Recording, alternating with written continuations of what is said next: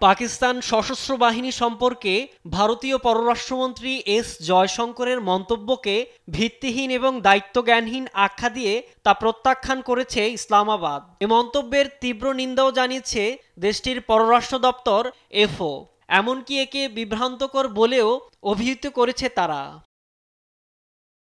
শনিবার জয়শঙ্কর মন্তব্য করেন, প্রতিবেশী দেশটির সঙ্গে ভারতের মূল চ্যালেঞ্জগুলো সরাসরি পাকিস্তানের সামরিক স্থাপনা থেকে উদ্ভূত। জয়শঙ্করের এমন মন্তব্যের একদিন পর রোববার এফওর এর পক্ষ থেকে জানানো হয় নিন্দা। পররাষ্ট্রমন্ত্রীর মন্তব্যের প্রতিক্রিয়ায় এফও জোর দিয়ে বলেছে, পাকিস্তান একটি দায়িত্বশীল রাষ্ট্র। সশস্ত্র বাহিনী সহ সমস্ত প্রতিষ্ঠান জাতীয় নিরাপত্তার একটি স্তম্ভ, যা দেশের সার্বভৌমত্ব এবং আঞ্চলিক অখণ্ডতা রক্ষায় নিবেদিত। এফও এর বিবৃতিতে গেল মে মাসে ভারত ও পাকিস্তানের মধ্যে 4 দিনের যুদ্ধের কথাও উল্লেখ করা হয়েছে। বলা হয়, এটি পাকিস্তানের সশস্ত্র বাহিনীর পেশাদারিত্বের পাশাপাশি জনগণকে রক্ষা করার দৃঢ় সংকল্পকে স্পষ্টভাবে প্রদর্শন করেছে।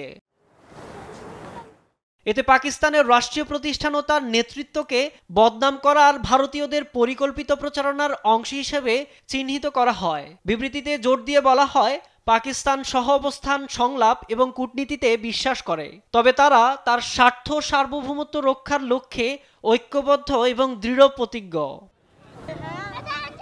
সাইদুজ্জামান, নিউজ ডেস্ক, দেশ টিভি।